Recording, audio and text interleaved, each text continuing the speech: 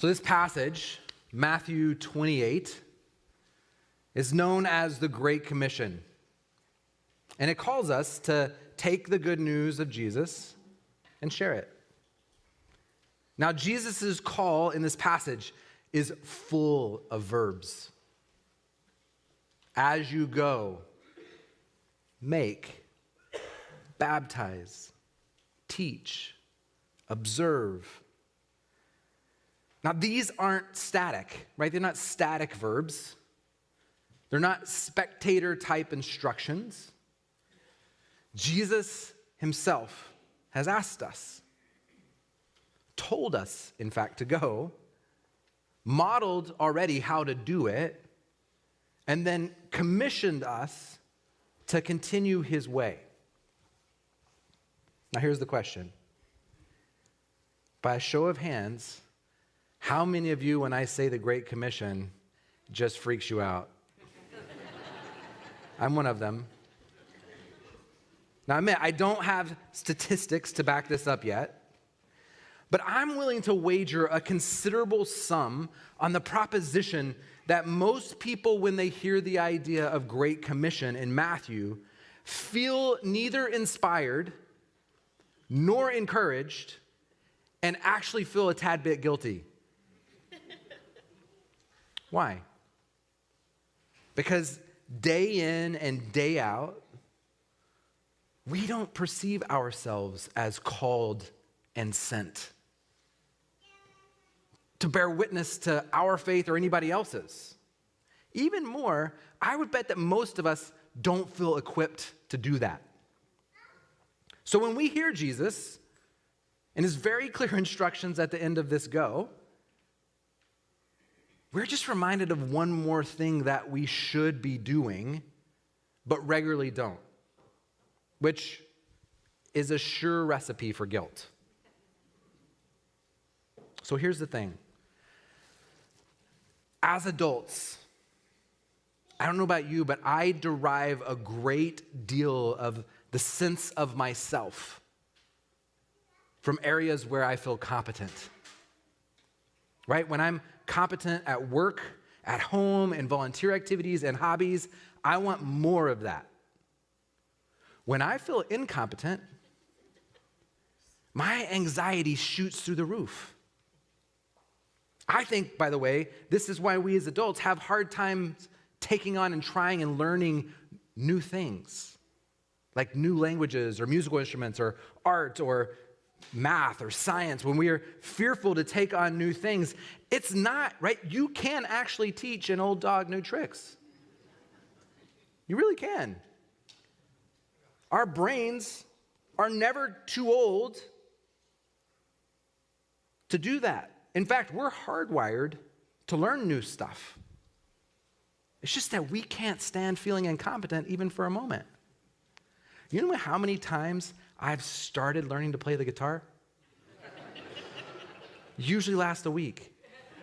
I could say the same about piano. I could say the same about watercolor. I could say, I could go on and on and on about the things that I started for a week and then felt incompetent and was like, I'm not Michelangelo yet, I quit. Evangelism gets a bad rap. In fact, in our current cultural climate, the word evangelical is messy, right? And comes with a bunch of stuff connected to it. If you didn't grow up in the church and you hear that word, you have thoughts that are actually outside of what that word really means. The word comes from two different words. Evangelon, meaning good news, and evangelizo, meaning announce, declare, or bring, right? So this idea of evangelizing or evangelism is merely to bring good news. We do that all the time.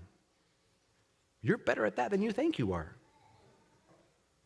So let's set aside, right? Sometimes I think it'd be helpful if we could just remove words. Like, let them die, find some new ones, right? Find something else that replaces that same idea. So let's just get rid of that word and say, we're here to bring good news. But what does that look like? Now, one of the blessings of information technology is that the world has become a smaller place. We can learn in seconds what's happening in Ukraine or Somalia or Japan or New Zealand. Almost as soon as it happens, we know it.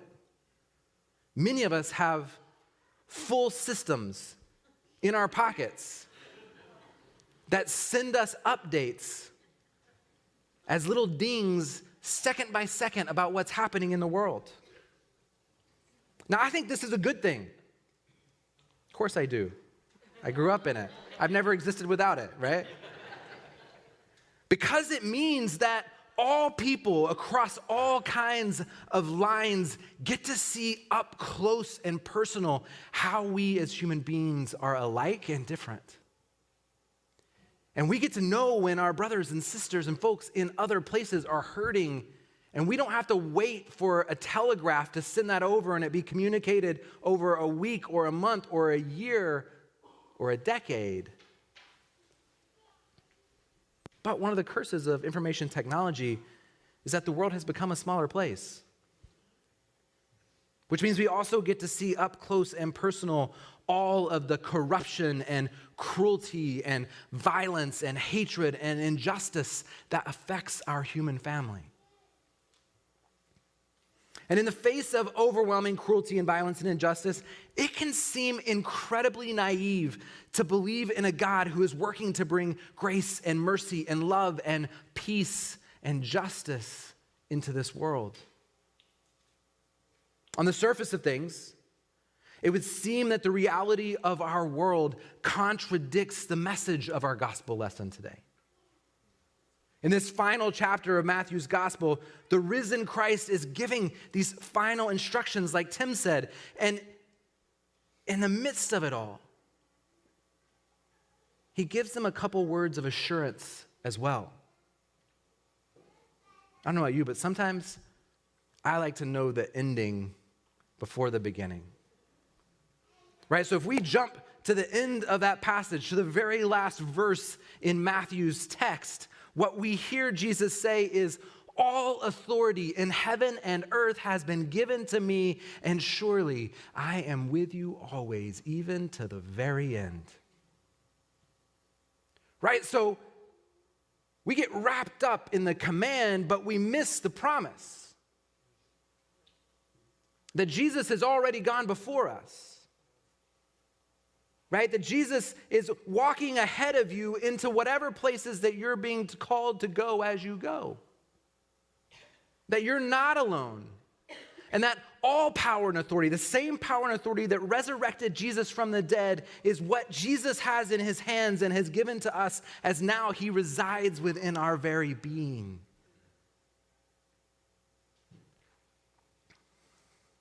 Sometimes it helps to hear the promise that even when we feel alone, even when we feel afraid to do what Jesus is calling us to do, no matter what's happening, Jesus is going to be there with us.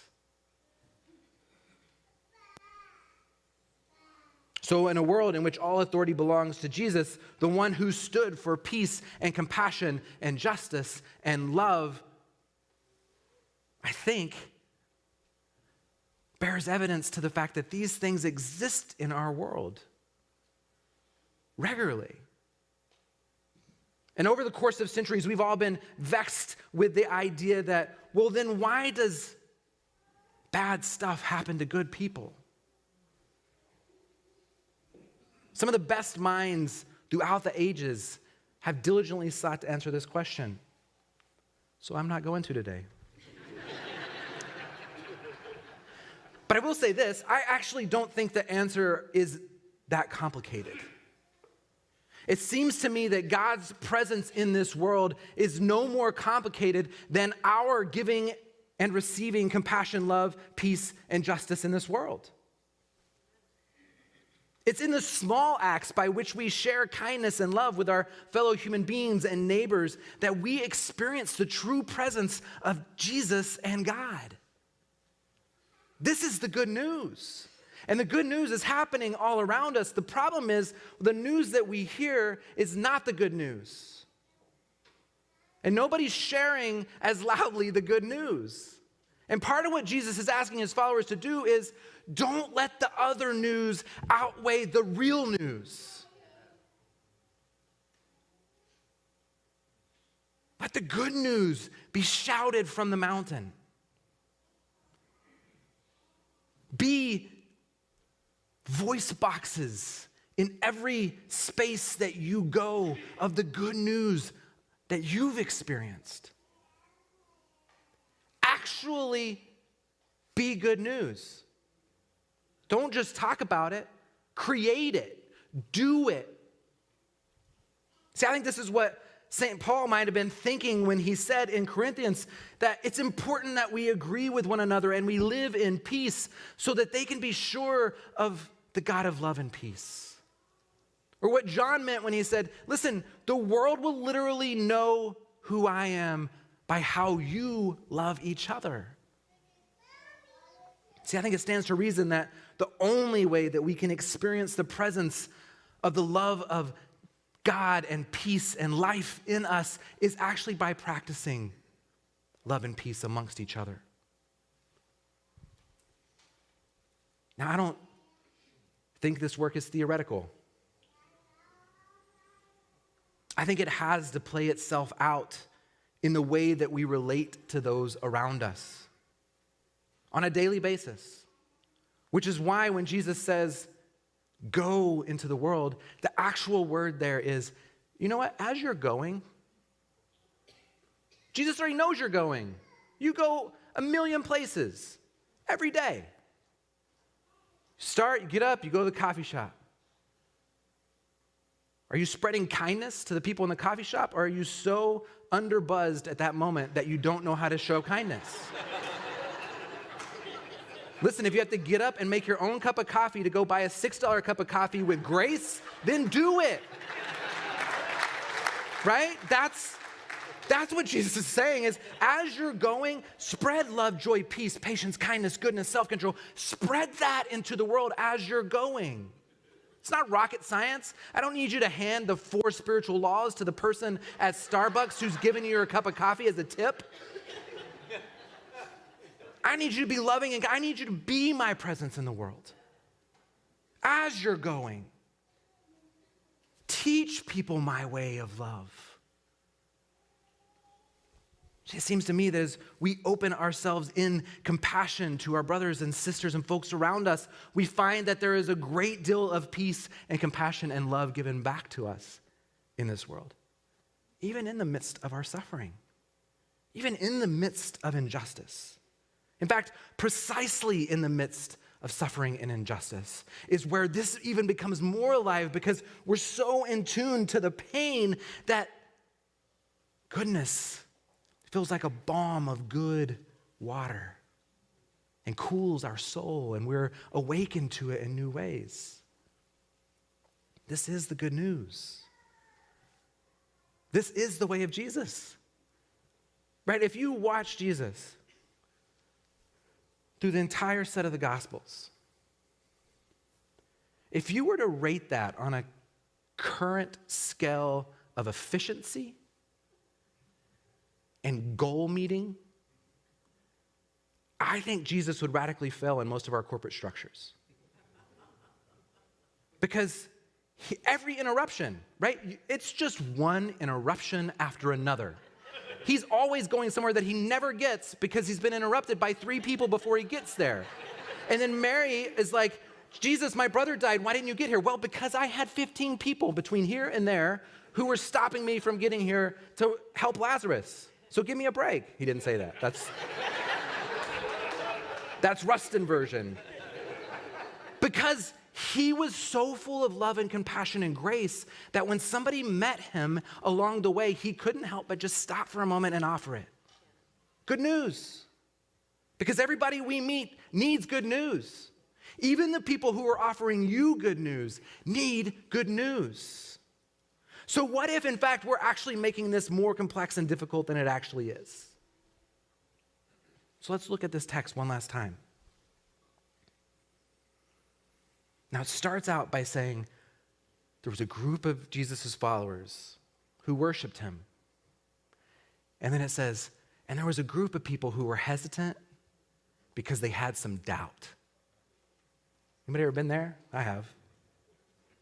And then it says, Jesus, undeterred by their doubt. Right? So if you're wondering, if your sense of insecurity of sharing faith in your daily life affects the direction of Jesus, it doesn't. He's undeterred. He's just going to keep telling us to do it over and over. So undeterred, he went right ahead and he gave his charge. God authorized and commanded me to commission you. Go out and train everyone you meet, far and near, in this way of life.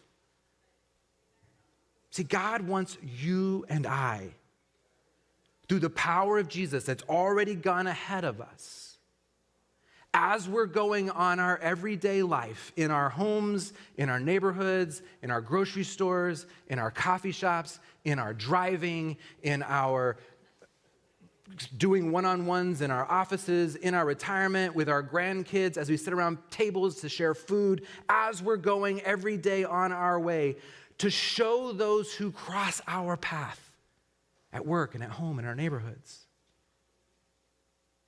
the way of love, the way of Jesus. He says, teach them the practices. Well, how's the first way we teach? We teach first by living, right? We teach by living the practices ourselves. Try to teach somebody something they don't see in you and see what happens. Right? You ever try to get your kid to clean their room when the house looks like hell?